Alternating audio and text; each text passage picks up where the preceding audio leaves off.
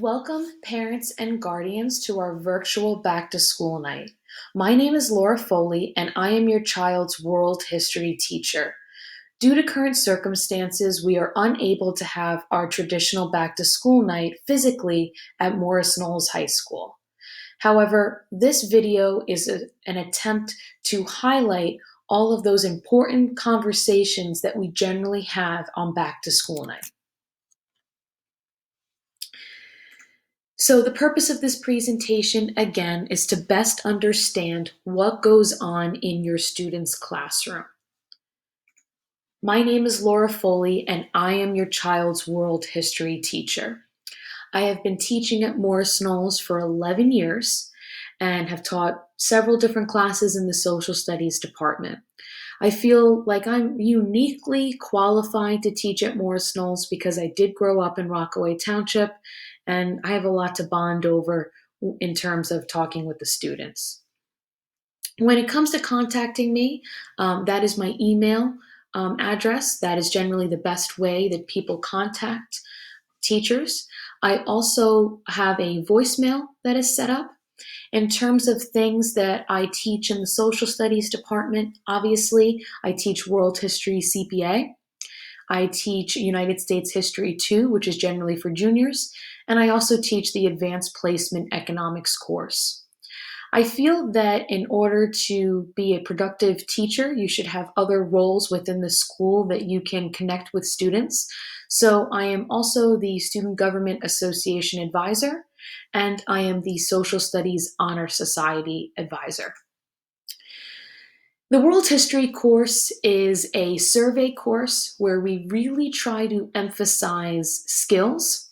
We take a look at a lot of different topics. If you take a look at this particular slide, we go over things from geography, Renaissance, exploration, modern world topics, and it is a really kind of big picture view of world history. So there's not going to be memorizing names and dates that you might be used to. It's really going to be an emphasis on skills. And if you look to the right-hand part of your screen, these are skills that we deal with not only freshman year, but we look to build upon these skills sophomore year and junior year. Some of these skills, critical thinking skills, looking at research, even in the virtual environment, we will be conducting some cooperative work, writing skills, and looking at source analysis, primary and secondary sources. In order for your child to be successful, there are some important required materials that they need in the course. The first thing and foremost is the MHRD issued Chromebook. Whether we're in hybrid or virtual or a full school environment, please make sure that your child gets used to having this charged and ready to bring to school. Another skill that we are looking to get our students really in the habit of doing is checking their MHRD email, especially in these times. This is the best way and most efficient way for teachers to communicate with students. So please make sure that your child checks that MHRD email daily. And then also a 3-ring binder with notebook paper, at least in the beginning of the year, and they're not going to be getting a lot of handouts, but the notebook paper is important for us to utilize throughout the hybrid, virtual, and full school environment. There are several online tools that you should know, and that if we were in a physical classroom that I would show you on back to school night. Obviously, the first one, as we said, is the MHRD issued Chromebook. The second tool is Zoom. So this is the virtual conference tool that we use in the hybrid environment and in the virtual environment, and it is a transition for all of us. As parents and guardians, please emphasize to your student that it is important to be dressed in an appropriate place to when you are on the Zoom call, as the teacher is expecting the video portion to be on and for students to be ready and willing to participate in the Zoom. Other online tools that we have are Google Classroom. This is where all important notes and handouts are going to be posted. It's like our main hub, if you will. This is also where students will be turning in a majority of their assignments, especially in the beginning of the school year. Other online tools that you should be familiar with is Aspen, which helps us keep track. It's our student information system through the district, and this helps us keep track of grades and attendance. So make sure every parent and guardian will have their own login so they can track their students' progress. Also, the final online tool that you should be aware of is a tool called Clever, and this helps us access our world history textbook. What's nice about this world history textbook is it's actually better than a physical textbook, since we won't be handing those out this year due to the circumstances. And this textbook has a lot of interactive activities for kids. It's got videos for our students. It even gives the option for parts of the text to be read to the students. I don't know about you, but back in the day, I would have totally appreciated something like that. In terms of classroom expectations, we want students to model respect, to be prepared and ready to learn, and to be proactive learners. Whenever something is unclear or they're uncertain, I would like to emphasize to all my students to reach out to me and ask me how to help. In terms of our grading policy, everything that I do in world history is based in a point system, and students will know exactly the description of the type of assignment and how much the assignment's going to be worth, the relevant rubric and directions that are available.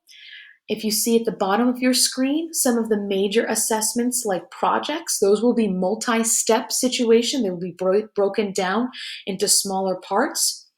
And also the test will always have a study guide. And in terms of both the project and the test, at the beginning of every unit, I announce these things and say what date that those particular things are scheduled and how students can prepare. Because one of the skills that we really like to emphasize here in social studies is that idea of time management and having students manage extracurriculars, academics, social life, family life, so on and so forth. So those are things that we'll be definitely emphasizing. Other things about this grading policy, I am very passionate about the assignments that I give, and I truly believe that they help towards students' ultimate achievement in those content and skills. Therefore, I do accept late work for half credit, and I give a deadline. Usually I post it in Google Classroom and I let all the parents know that this is the deadline at the end of the marking period, that anything from, let's say, marking period 1 needs to be handed in by this particular date. Makeup work policy. Morris Knowles follows a block scheduling situation, so it's very important that students, even if they miss a day, that they contact their teachers using that MHRD email so they don't fall too far behind. In terms of extra credit, it is always going to be an enrichment activity that I offer, maybe a topic that I just didn't get a lot of time or opportunity to go in depth with. And generally what I tell students is that it is an enrichment assignment and it's always offered once a marking period. In this particular school year, 2020-2021, we will not be having any quarterly examinations or final projects. So your child's entire final grade is based on the averages of their coursework in each of the marking periods. So we definitely want to stress to our students that that coursework is important because that's what's going to help determine your final grade. So these are a few of the topics that if we were in person that we could meet and talk about on a traditional back to school night. However, since it's not like a back and forth and interactive situation, I do encourage you that if you have any comments, questions, or suggestions, that you please reach out to me via email. I want to thank you so much for taking the time and watching this presentation and getting to understand a little bit more about world history. when teachers and parents and guardians and students all work together, that really helps maximize success. So it means a lot to teachers that you're taking a look at this.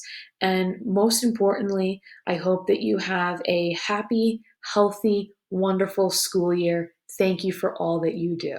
Have a great day.